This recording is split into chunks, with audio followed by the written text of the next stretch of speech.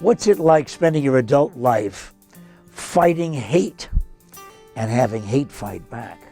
Bill Straus has been Regional Director of the ADL, Anti-Defamation League, for 13 years? Just about 13 years.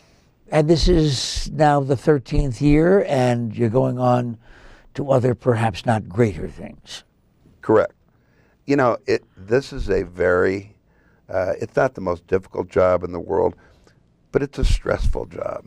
Yeah. And I'm going to be 65. I want to be able to spend time with the grandkids, and just, I want to work, but not as hard.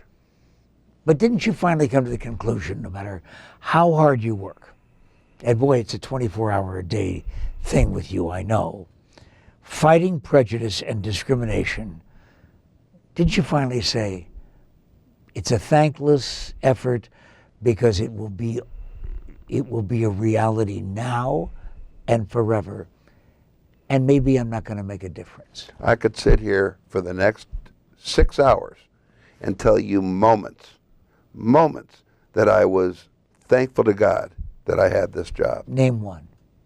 Carlo Fisher, 82 years old, was in 5 death camps and was on 2 death marches during the war as a prisoner, as a Jewish prisoner. Carl came out to speak for ADL to a group of students at Corona High School in Tempe. And in the course of his talk, he said, you know, this May 8th would have been my graduation from high school, but I was in the camps. So when they were asking him questions, they said, well, did you get to go to high school? No, I was in the camps the whole time.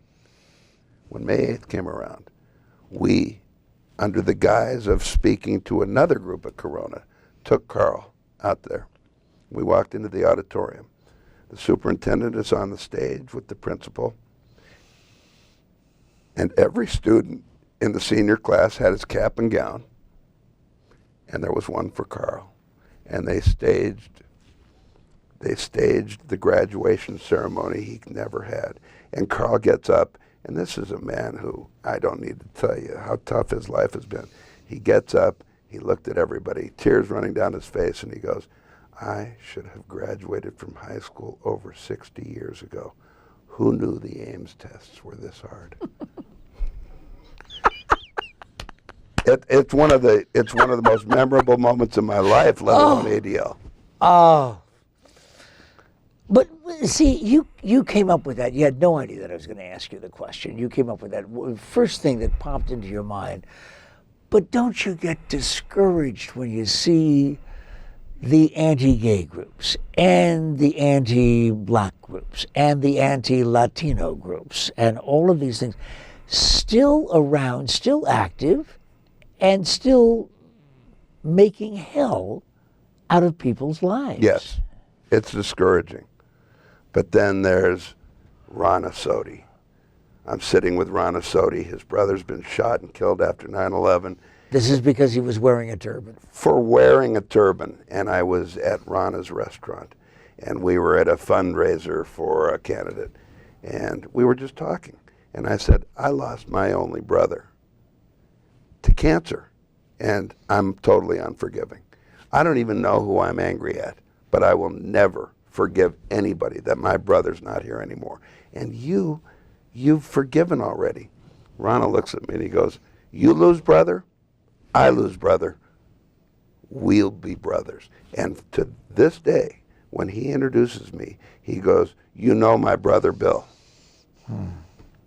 But wasn't this all supposed to be resolved, I mean, at least to one degree or another, because the United States of America elected a black president twice? All right, so look at that for an example.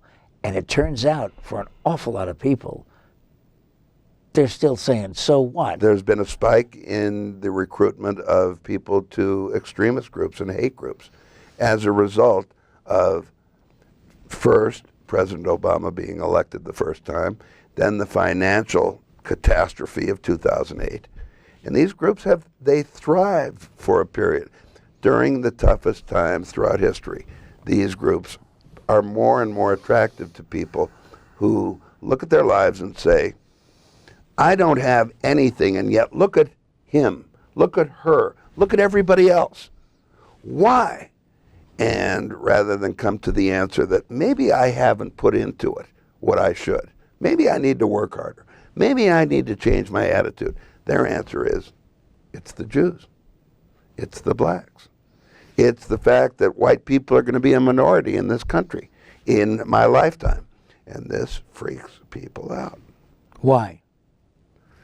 When ADL first studied hate crimes 20 years ago, they came up with a conclusion that hate crimes are more prevalent in an environment where the group that has always had control feels threatened. We saw it in our editorials and in our newspapers, and heard it on the radio, unfortunately, not on KTAR, but I heard it on the radio. We had a local guy hosting a talk show who wanted to play immigrant roulette.